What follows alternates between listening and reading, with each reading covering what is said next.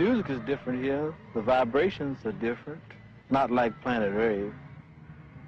Planet Earth's sound of guns, anger, frustration. There was no one to talk to on Planet Earth to understand. We set up a colony for black people here. See what they can do on the planet all their own without any white people there. They could drink in the beauty of this planet. It would affect their vibrations for the better, of course. Another place in the universe, up under different stars. That would be where the altered destiny would come in.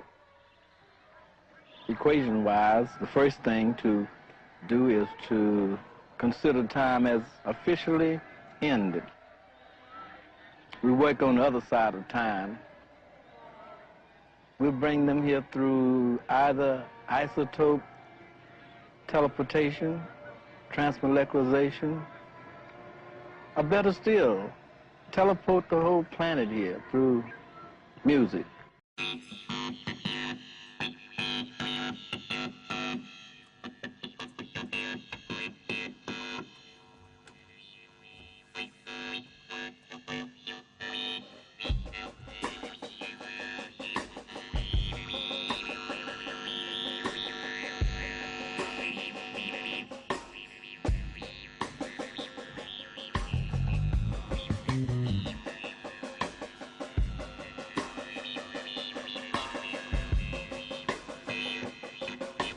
Artifacts and pieces of ancient technology which shed light on the theory that ancient man was aware or was at least witnessing types of technology, the power of flight possibly, and was possibly interacting with what we would call extraterrestrials. And this has been recorded in texts all around the world as interaction with their God. To some of the things that are discussed in the ancient times is even in more recent times, we have things that kind of relate towards, this theory we call it the ancient astronaut theory, meaning that sometime in the past, astronauts from other planets, other, non-human or possibly human, have visited us. These are being claimed to have been built in 2500 BC by the Egyptian culture, which is great, and not to take anything away from the Egyptian culture. However, the pyramids basically are mapped to a date astronomically, which is 10,500 BC. And this can be scientifically proven because when we use star charts and constellation maps like Redshift and other various software that you can run on your PC, you can track where the stars are going to appear in the sky, both forward in time and backward. And it turns out in 10,500 BC, the pyramids, the three pyramids of Giza, are a terrestrial map of the Orion constellation, and at that same time, the Sphinx, which is the shape of a lion, is staring east into the direct gaze of the Leo constellation, which is a lion. Mm-hmm. So there's a terrestrial alignment taking place with constellations at 10,500 BC so accurately that it kind of boggles modern science to accept that these possibly the pyramids and the Sphinx are much, much older than what we currently postulate. And so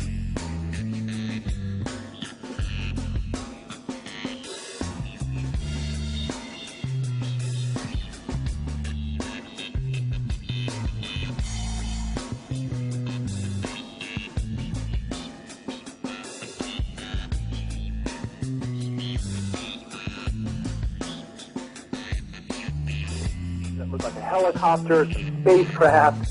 It's very clearly an anomalous description of what we would currently see today in our arsenal of flying vehicles. Now, let me stop you there. What kind of, because I've seen that picture, it's, correct me if I'm wrong, but it's spelled ABYDOS, in case anybody wants to search for it on Google. I'm sure they'll come up with an image of it. And it's not only like a helicopter. There's one that looks like a Cessna. There's one that looks like a blimp. There's one that looks, and it's all right there that you can see all on the same plate. What kind of research has been done on this, or is it just a given that those are hieroglyphics on the wall and that's it? Well, there's the discrepancy of one simple stopping point, the extraterrestrial line, meaning no modern academia or archaeologist still will accept today that we've been visited by extraterrestrials, period.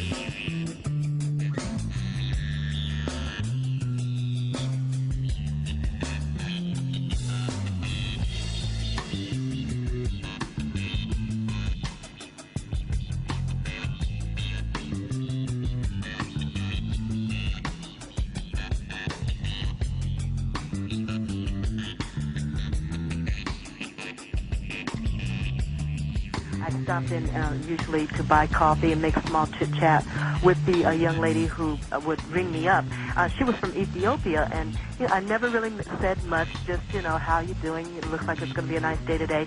But this particular morning I was in there, it was really, really different. And something was telling me, tell her about your sister's experience of going to Mars and being told that black people dominate that planet.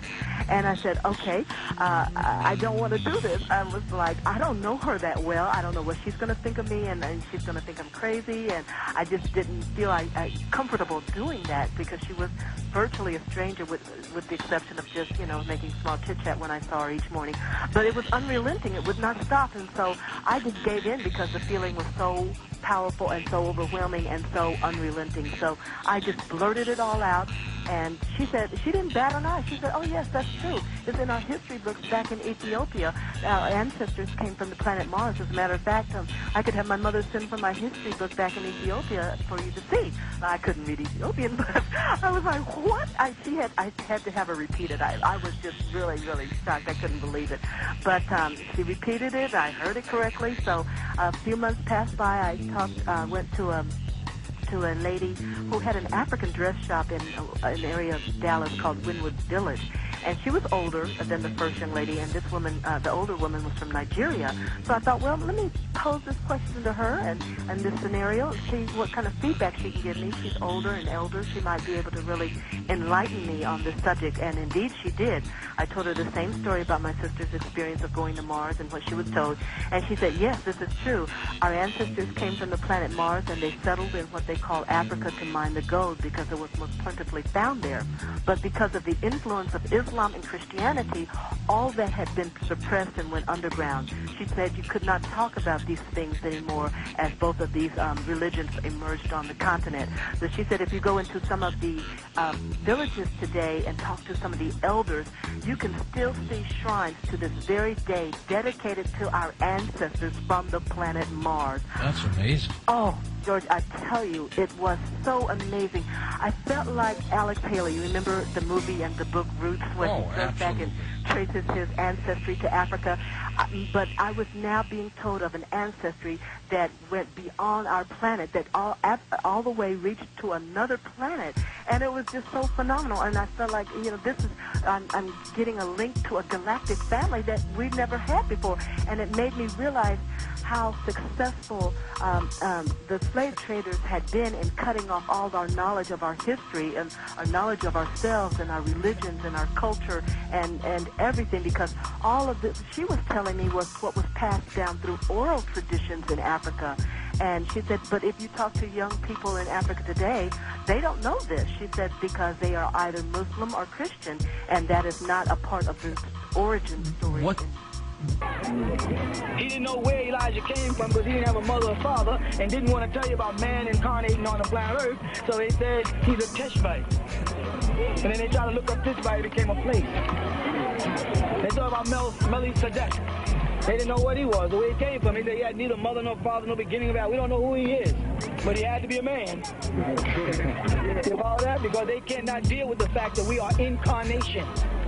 Incarnate means we came from someplace else. The star Sirius out there that they talk about in the Beta star constellation is where we're looking up. The Dogon have endured and preserved mysterious ancient knowledge. Knowledge of an invisible star and its movements through the heavens. One believes the universe was born in a vast explosion, and as it opened up, everything that we know about and everything that the Dogon know about in the world came pouring out, and nothing was left except a shell. This empty shell became the star that they call the Pontolo, and that we call Sirius B. In 1950, astronomers confirmed the existence of the Dogon star. Dogon knowledge of the dark star. The symbols reveal more information about the celestial universe. They correctly place the Earth and our solar system within the Milky Way and state correctly that the massive cluster of stars is far more distant than the planets.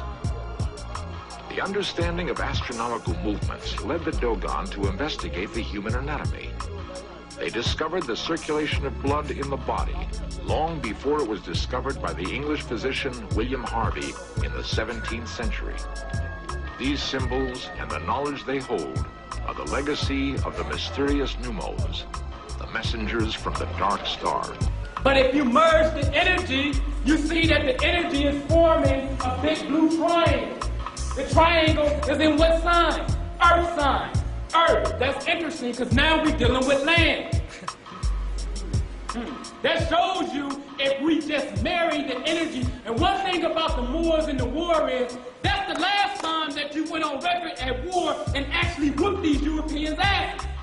So you need to understand the cosmic shifts that was going on then, and since I just showed you, it's the same thing playing out now, you need to learn how to marry that.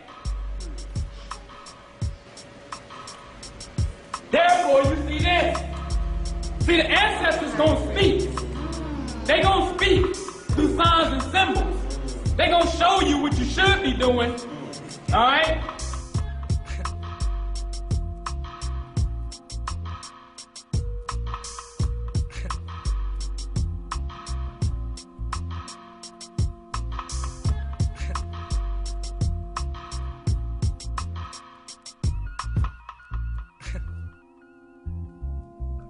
There's a movie out now. It's not a movie you go to the show and see. It's one you can get. We do sell it also. It's called About the Sister on the Moon.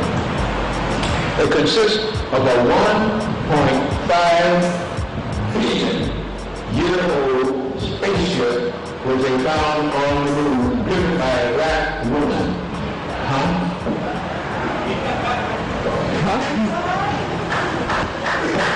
A 1.5 billion-year-old, 3/4 of a mile spaceship driven by a black woman. Now, I was with you, but you should have said that when you were ready to go. Now I'm ready to go.